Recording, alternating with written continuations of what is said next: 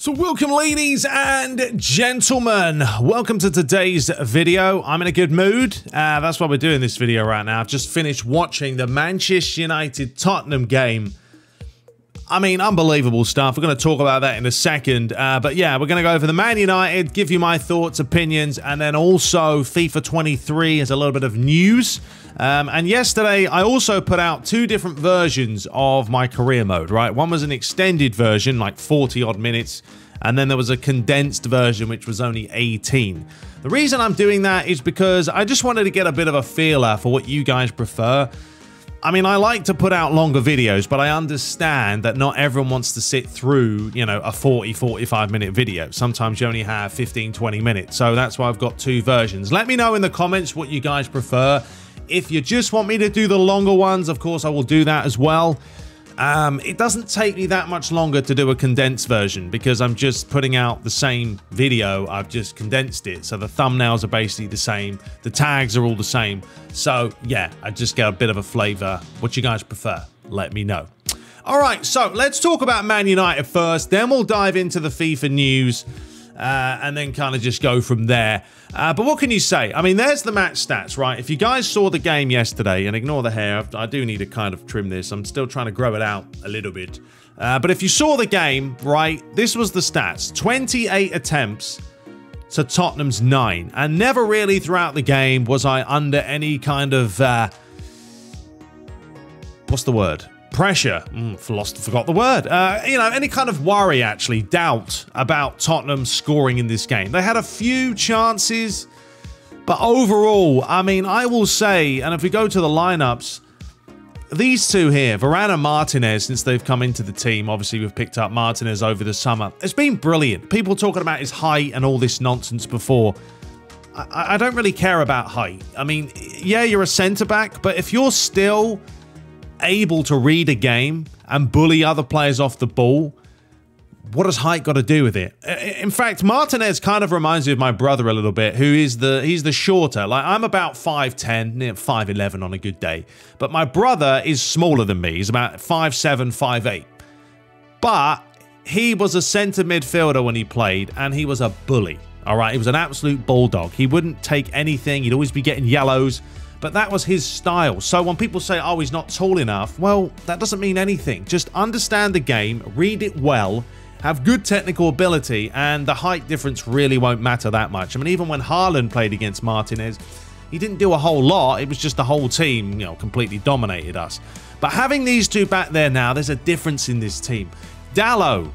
I've never seen Dalot play so well. He's really impressed me. And him and Anthony, just unbelievable together, almost getting the Gary Neville, David Beckham vibe. And I think they might have that kind of chemistry as the season and the seasons draw on. We're going to see better link-up play. On the other side of the field, obviously Luke Shaw's come into the team now over the likes of Malacia. Was he even on the bench? He was on the bench. And Luke Shaw's taken his chance. Malacia's now on the bench. He's not getting a chance.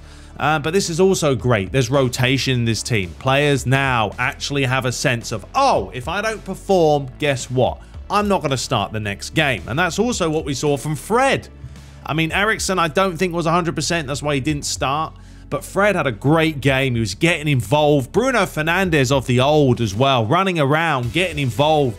The amount of switches as well. You can tell Erik ten Hag's game plan this season. Switch the play from left to right, right to left. Keep these teams on the back foot and just keep attacking. I'm still a little bit disappointed, though, with Jadon Sancho. I mean, I was talking to my brother during the game, and he was saying, well, I think, you know, he is young. You've got to give him time. But we've been giving him time.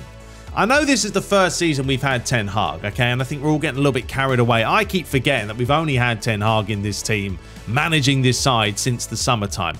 This still isn't the Man United that we're going to get. We're going to get a much more hard-pressing team. But you saw that yesterday with Tottenham. We were pressing. Even in the 85th minute, we still had Bruno pushing forward, Fred, Anthony, Rashford. Players still just working, which we haven't seen in like a decade. Honestly, this is the time now for Man United to just start ramping it up. Are they going to be title contenders? No, I don't think they are. I think that's a little bit extravagant. but they can certainly compete for the Europa League, for the FA Cup, those types of competitions. It was such a joy, and you can tell by the way I'm talking, such a joy to see this Man United team just dominating from front to back all game. We should have scored, honestly, 3 or 4 or 5 goals in the first half. I mean, I still believe we need a proper prolific centre forward. Rashford's been much better, but he's still got that winger's mindset. And you need a Lewandowski, a Haaland, an official proper centre forward that understands that role. Someone who sits on the last man. He's always there for the tap-ins. That's what Haaland does.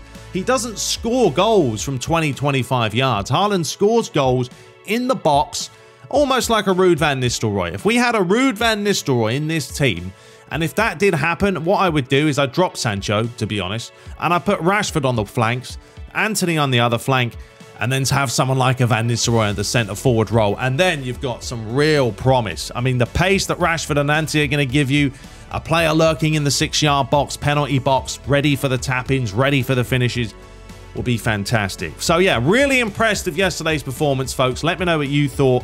Let's also talk about Cristiano Ronaldo. Now, we know he started on the bench, right? And, I mean, we can have a look at the stats again. I know he started, or even there's the look at the old table for you. We are up to 5th. Closing the gap on Chelsea, and we have a chance now to really close it on Tottenham as well.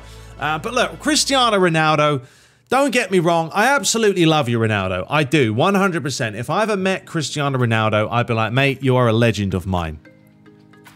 But you have to understand now that Ronaldo's 37, okay? He wasn't going to play against Tottenham because he can't run for 90 minutes. And you're just still not going to get the same level of pressing with Ronaldo versus Rashford. It's just not going to happen. And I know Ronaldo gets frustrated, and I understand he wants goals, and that's pretty... Look, Ronaldo has an elite mentality that there are very, very few people in the world that has his mindset. I mean, he scored 700-plus goals in the, club country. It's insane. It's insane how many goals he scored. But, I think he walked off yesterday out of frustration. And, yeah, I thought Ten Hag might put Ronaldo on. He didn't. I think there becomes a time when you just have to say, okay, I'm not at that level anymore. I'm just going to have to do what I do. And, even when Ronaldo plays and Man United score, a lot of the time I feel like Ronaldo, unless he scores, he's not even that happy. I've seen Ronaldo get assists and he wasn't that happy. It was a few weeks ago when he completely scuffed it and Rashford scored that tap-in. He got annoyed because he didn't hit the target. But it's like, Ronaldo, you just set up a goal. Why are we not happy about it? And that's where I think Ronaldo just has to say, look, I'm 37. I've done everything I possibly can. I've won everything that I can possibly win. Just enjoy your time at United, Ronaldo. And I think it's time for him, obviously, in January time to go somewhere else. Bring in a centre forward that Man United need. Sell Ronaldo. I don't know where he would go. Maybe go back to Italy. Go and play in Italy because I'm sure he'd score goals again. But it's time to just say goodbye because he has got to that point. And that's me saying it. I love Ronaldo. He's one of my greatest players of all time in a red shirt. No question. He was unbelievable, when he was there in 2008, etc., 2004, 5, 6. But now it's time to just say, okay, I'm going to play for Man United for the time being. When Ten Hag gives him a chance, give him a chance. That's it. Go and do what you can, Ronaldo, but you're not going to play every game. You're not going to play 90 minutes very rarely. He'll play the odd competition, right? So we'll play Europa League. He'll play some League Cup, FA Cup maybe. But Ronaldo's not going to fit into Ten Hag's system. And he needs to understand that. And until he does, he's just going to keep getting frustrated. Anyway, there's my 2 cents about that. But let me know your thoughts about Manchester United. Now let's talk about some FIFA and 23. So the big news, for those wondering, is FIFA 23 is finally getting UEFA Champions League for the old women's football. There you go. So that's right. In 2023, we are going to be getting a little bit of UEFA Women's Champions League mode, right? Early 2023, right there. So let's talk about it real quickly. So FIFA fans will be able to dive into the Women's Champions League knockout stages in FIFA 23 as EA has now gotten the exclusive rights to the competition. This add-on will come once the calendar turns over from 22 to 23, with players being able to play as former winners Olympic Lyon Feminine, as well as Real Madrid's Femenino. I don't know what they're saying there. So there we go. There's no release date mentioned for the mode, but early 2023 will be what they're stating. And you know what? I'd probably give it a bash. I've tried the women's mode out, you know, played some women's games, and it wasn't bad. It was respectable, and it's a different kind of pace than obviously playing on the men's game. Seeing as this multi-year deal, or seeing as this is a multi-year deal, we'll see the Women's Champions League follow EA Sports over to their new venture, EA Sports FC, likely will with additional rounds and teams involved. This could also mean that EA has plans to expand the current women's career mode moving forward as well. In FIFA 23, you can only start a career mode with a team from the Women's Super League, the English League, or Division 1, which is the French League. Yeah, there isn't a ton of women's stuff to do, but it's there. So there's the news, folks.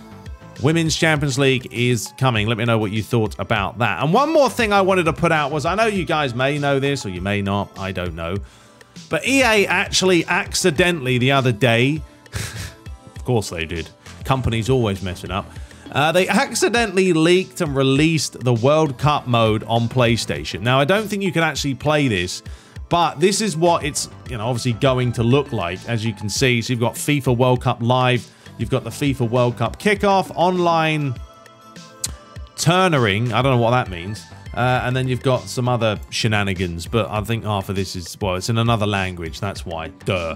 But yeah, I'm pretty sure this was not meant to be leaked or released, which it wasn't, and that's why we're seeing some shenanigans. But yes, if you actually scroll down, I'll show you guys what it will look like when we finally get a chance. So here is a little video, and as you can see, what you do is you go down there, you click Start Activity, and bosh. There it is. You've got Quick Play, or if we actually have a look at it. So you've got your FIFA World Cup, inherit a team's FIFA World Cup progress into tournament mode, and write your own history. You've got a featured Quick Play, and then you've got online Quick Play as well. And there is the menu as it changes. Hilarious. So yeah, I just thought that was quite interesting, whether you guys knew about it or not. But this will be obviously released, I mean, when would you say? Next month? The World Cup kicks off next... Crazy! The World Cup kicks off next month. It's weird. It's going to be very weird, because we're used to being in the summertime here, or wherever you guys are, and now we're doing it in November. So we'll be watching the World Cup with a Christmas tree in our living room. Well, hey. Anyway, that is all the news for today, folks. Let me know your thoughts. We will return with the career mode. I will... Look, I'm going to carry on with the career mode, and also I have got a mod that I'm using now on FIFA, which does help with the skating, so it should look a little bit better. You'll see it in the next episode, but let me know about your thoughts about the whole extra, you know, the extended version, the condensed version, which one you prefer. Do you want both? Do you just want one or the other? Let me know, and of course, let me know about the performance of Man United. But until next time, subscribe for more, and take care.